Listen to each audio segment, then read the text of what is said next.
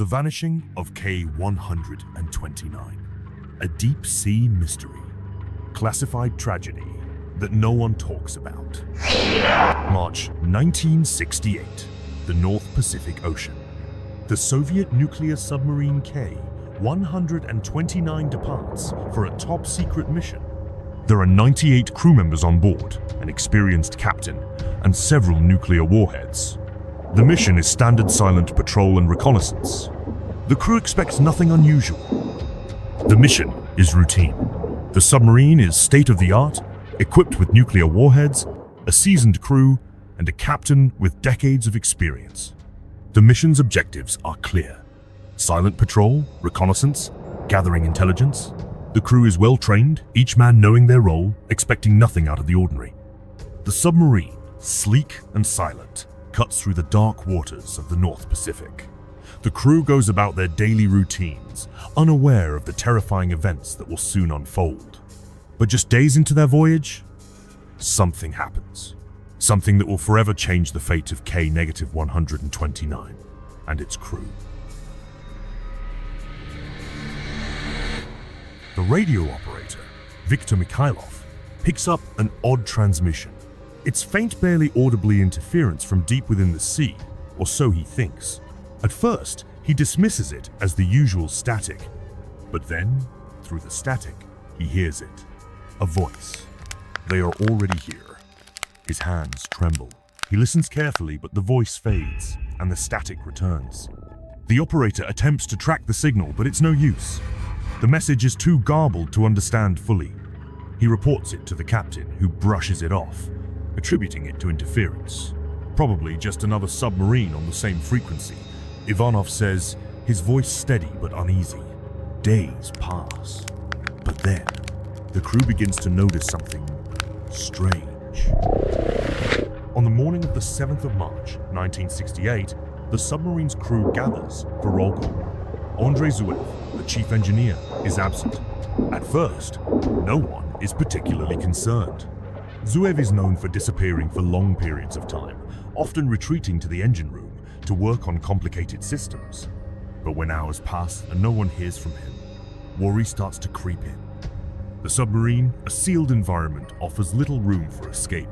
Where could Zuev have gone? A full search is initiated. Every corner of the submarine is examined. The engine room, the hallways, the mess. No trace of him. The crew begins to grow uneasy. That night, Viktor Mikhailov, the radio operator, hears the strange transmission again. This time, the voice is clearer. He can make out the words, "He's here." Before he can respond, the voice is drowned out by static again. Mikhailov reports it to the captain, who now starts to feel the first stirrings of doubt. The next day, Sergeyev, the electrician, goes missing. The crew is stunned. There's no explanation. The ship is locked down. No one can enter or exit without being seen. After hours of searching, Sergeyev's body is discovered stuffed inside one of the submarine's ventilation shafts. His hands are raw, his nails torn off, as though he had desperately tried to escape. His body is frozen, stiff, but there's a look of terror in his wide, unblinking eyes. But that's not all. On the metal wall of the shaft, written in what appears to be blood, are 3 chilling words. He is not alone. A wave of dread spreads across the submarine. Some of the men begin to whisper. Was it a murderer? Could someone be killing the crew members?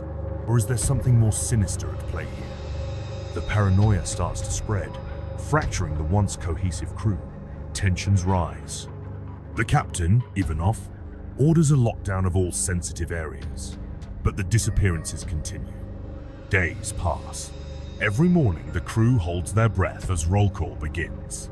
Every day, someone is missing. Petrov, the young officer, vanishes without a trace. His bunk is empty, his belongings untouched. No one knows where he went, or if he even left the submarine. The crew is on edge. Trust begins to erode. The ship's once tight-knit team now eyes each other with suspicion, and fear lingers in the air like a thick fog. But the disappearances don't stop. Viktor Alexandrov, a seasoned navigator, is found dead in the mess hall. His body is stiff, his arms at his sides. His face is frozen in terror, eyes wide open, as if he saw something unimaginable in his last moments. Strangely, he holds a crumpled piece of paper in his hand. On it, there are symbols that no one can recognize. Rumors spread like wildfire. Some say a murderer is stalking the ship. Others speak of something far more horrifying. A presence, a force, something inhuman that is picking them off one by one. As the crew begins to unravel, the submarine itself seems to react. The temperature inside drops.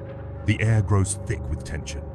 The once silent and efficient vessel now feels like a prison, and the sea outside seems to close in on them. And then, things take a darker turn. A loud bang echoes through the hull. The submarine begins to sink deeper into the abyss. The ballast tanks, vital for controlling the submarine's depth, have been sabotaged. The crew frantically tries to fix the damage, but every attempt fails. The sub descends uncontrollably into the pitch-black waters of the Pacific.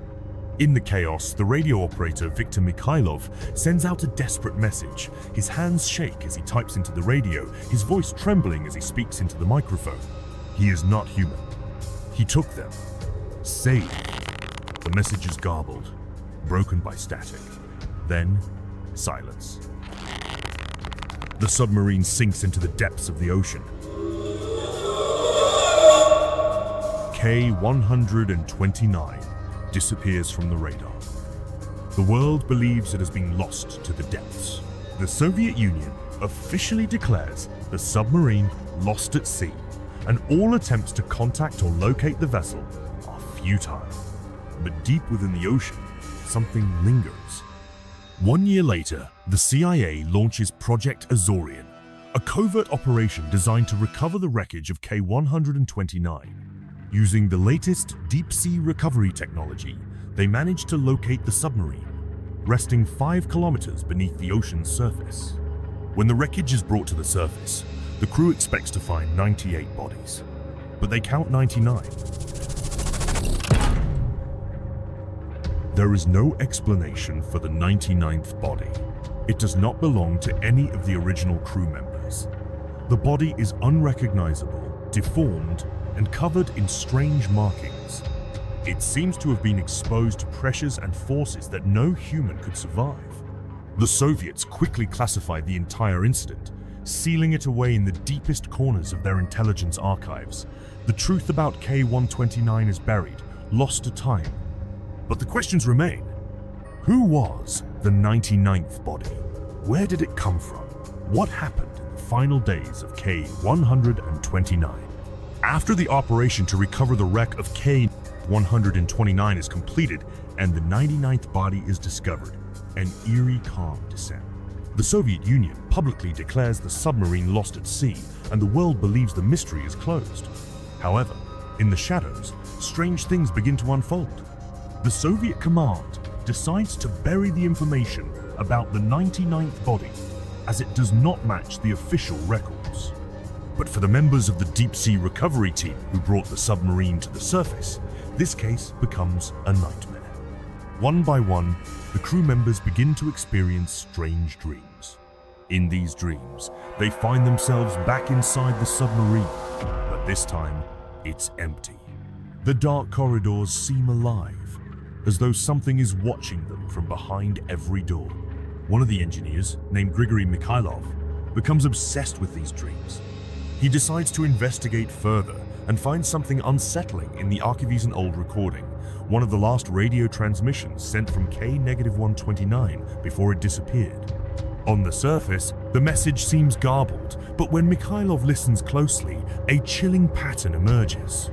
In the transmission, there's something that stands out. He's here. He knows what we're doing. We have to leave. Shivers run down Mikhailov's spine as he realizes this is no simple interference.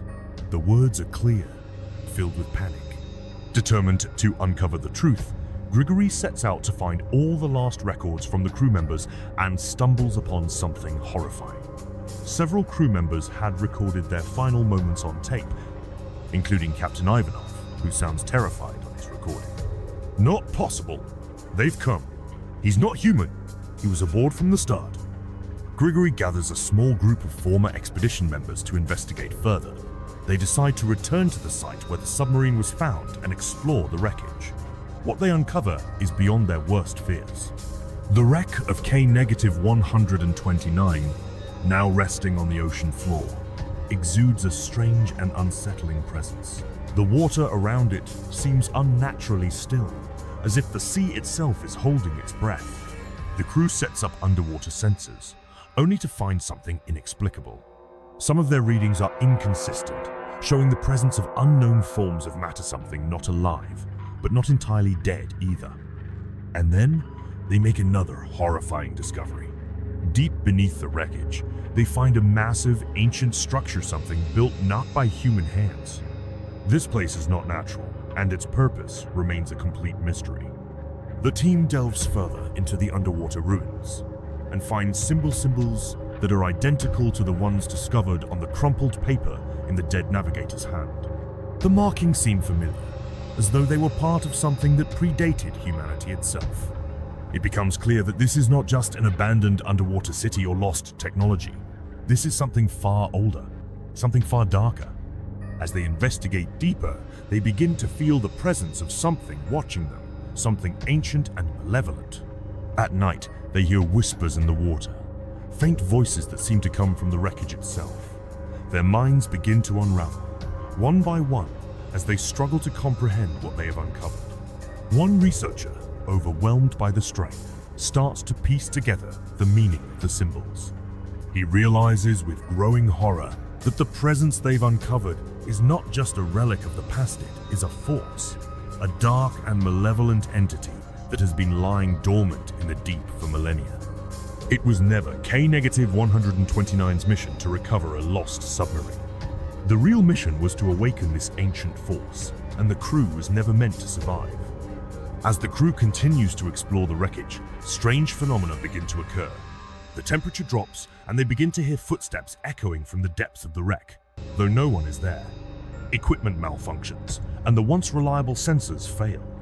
Some team members begin to see shadows moving just beyond their line of sight, and they hear voices calling their names in the dark. In a final, desperate attempt to understand the truth, Grigory and his team dive deeper into the submerged structure. What they discover is horrifying. The structure is not just an artifact, but a prison, designed to contain an ancient and incomprehensible evil. And the more they disturb it, the more it awakens. As they attempt to leave, they realize too late that they have become trapped in the same nightmare that claimed the crew of K-129. The water around them grows heavier, and the presence something that cannot be described closes in.